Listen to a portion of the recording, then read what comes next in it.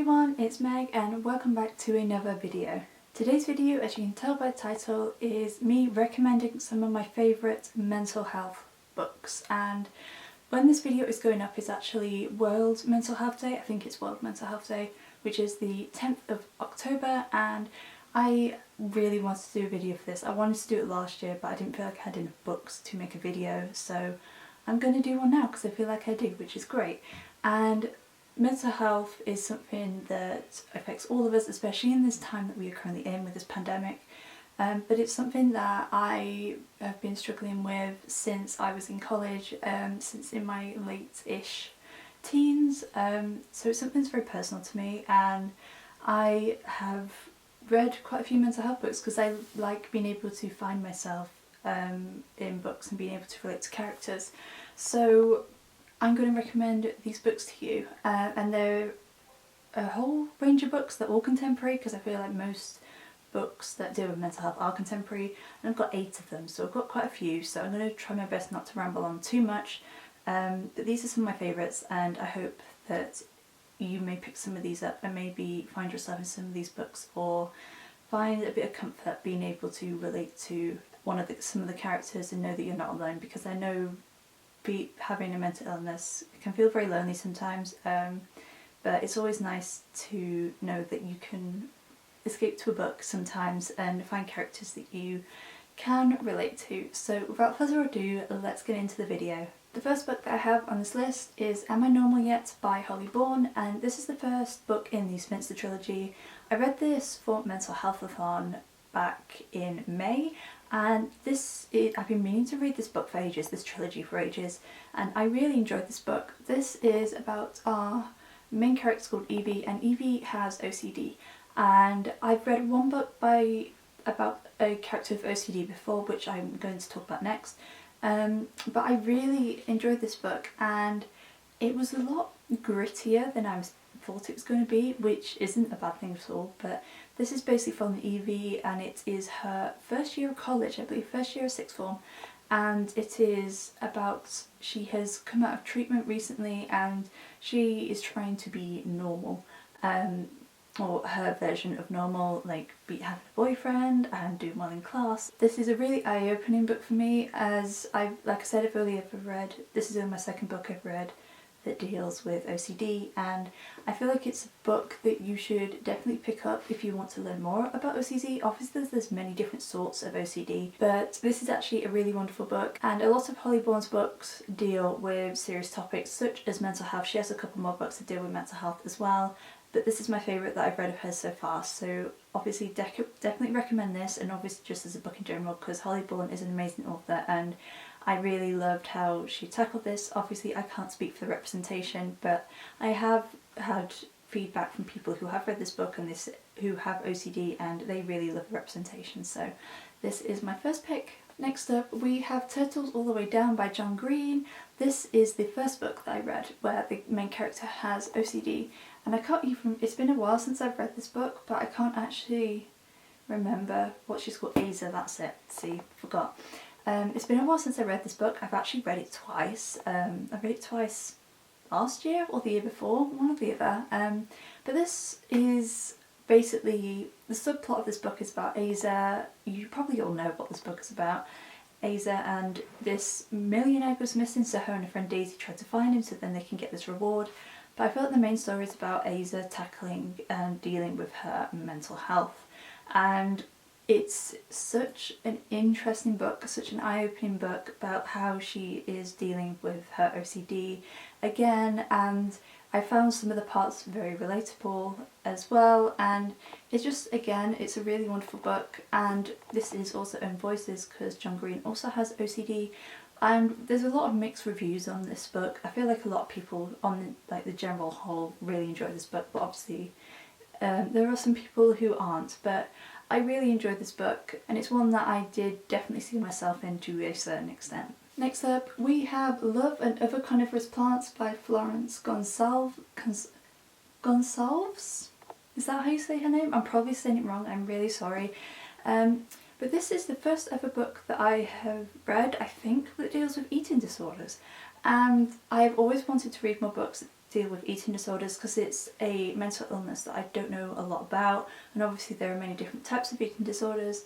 And this follows our main character, who I believe is called Danny. I read this back at the beginning of the year, so I forgot a few bits. But Danny is struggling with her eating disorder. I think she came out of treatment fairly recently, and she's tackling like trying to go back to Harvard, I think is where she's gone, and like going back to school, and also dealing with a tragic incident that happens, which you will know if you have read this book, and also tackling relationships and her identity and who she is. And it's a really interesting book. It's not my favourite book that I've ever read, but Kira gave this to me for a video that we did, and she said that she really loved representation and could see herself in this book. And obviously I don't have any experience about the representation of this, but I've heard some good things from what I've seen, and I don't think it's own voices off the top of my head. I may be completely wrong, but there were some bits that were really interested in, and it was just a very eye-opening book into eating disorders, as obviously it's something that I don't know a lot about. So I really enjoyed this book, and I'm looking forward to reading more books about eating disorders and educating myself more in the future. Next up we have The Upside from Requited by Becky Albertalli, and I feel like this is quite a popular book in general. This book is about our main character called Molly, and she has a twin sister called Cassie, and basically it is about Molly, and she has had 24 crushes, I think it's 24, but they're all unrequited love, and it is about romance, and it is about identity, and it is about love, and also mental illness is a part of this book, but it's not a main part of this book, which I actually really like. Like, the main plot of this book isn't dealing with Molly's mental health, because Molly suffers from anxiety, but there are moments in the book where it's talking about her when she's having a panic attack, or when she's or discussions around like medication and all that sort of thing. And it's just like a very like natural part of the book that's woven in, which I really enjoyed. And I found Molly a very relatable character, not only in the factor of her dealing with her mental health, but also in other aspects as well. And it's just a really lovely feel-good read, but also tackles some more important topics as well. I felt this is also a classic that a lot of you have probably read before, but it's an absolutely wonderful book, and that is the reason why it is on this list. Next up we have Eleanor, Oliphant is Completely Fine by Gail Honeyman, and I love this book so much. I really need to reread it at some point soon. I read it beginning of last year, I think, or end of 2018, one or the other, and I absolutely adored it. And this follows our main character Eleanor Oliphant, and she has a pretty mundane life. She lives on her own, she has a 9-to-5 job, she does the same things every day, every weekend, and she is very lonely. And then something happens which kind of shakes up her life a little bit and makes her delve into some things that happened in the past that she has been trying to ignore and kind of shove in a cupboard. And the main topics that this book covers is the loneliness. I feel like that's one of the main things that Gail said she wanted to write about when she was creating this book. And it also covers depression as well, and suicidal thoughts, so obviously be aware of that. Like with any of these books, obviously be aware of the trigger warnings before going into these books. But I found this such a raw and deep, and it's also a lot darker book than I thought it was going to be, but it's honestly such a gut-wrenching and sad but wonderful read at the same time. It is definitely one of my favourite books on this list, and I love the way that depression is tackled, and also loneliness, as I don't feel like loneliness is something that's always talked about that much in books or just in general. So it's great that the discussion is coming up, especially amongst younger people as well, because I guess not everybody thinks that younger people deal with loneliness, but obviously we do. But I really, really enjoyed this book. I desperately need to reread it, and if you have not picked it up yet, I highly recommend you do, because I do not think you will be disappointed. Next up we have All the Things We Never Said by Yasmin Raham, and this is another book that I read for Mental Healthathon back earlier in the year, and I bought this at the beginning of the year, saving it obviously for that readathon, and I had no idea how much this book was going to crush me. This book follows three main characters, Mirans. I'm really sorry, I'm really not very good pronouncing names. And also Cara and Olivia, and basically they sign up to this website to form a suicide pact, and basically they have to meet up and do all these sorts of challenges and submit photographic evidence to this website, and then like they basically the challenges get more serious and more dangerous, and so they decide eventually that they want out of it, they don't want to do it, and then things start getting a little trippy and a little bit spooky. This book isn't a thriller, but I feel like there's definitely thrilling aspects into it, which I had to genuinely keep putting this book down because I couldn't breathe. It was just like on the edge of your seat book, and it's such a powerful book. There are a lot of trigger warnings for this book, such as depression, anxiety, self-harm, suicide, rape, and there's probably a couple of other things that I have forgotten, so just please be aware of that before going into this book. But it's such a powerful story. It will have you on the edge of your seat throughout the entire time that you are reading this book. And what I find really interesting is that for the most part, this is told from 3 perspectives, but they're all told in slightly different formats. And I feel like Olivia's is probably the most like powerful in the way that it's written, kind of like this, I guess. But honestly, this just pulls at your heartstrings and you will not want to put it down, or you might have to put it down for a moment to just kind of finish. But once I finished this book, I just had to sit there for a moment and take it all in. But this, I feel like, is such an underrated book, and I really, really enjoyed it. I highly recommend picking this up if you're looking for a new mental health book. It is just such a powerful novel, probably one of the most powerful novels I've ever read so far, and I really think more people should read it.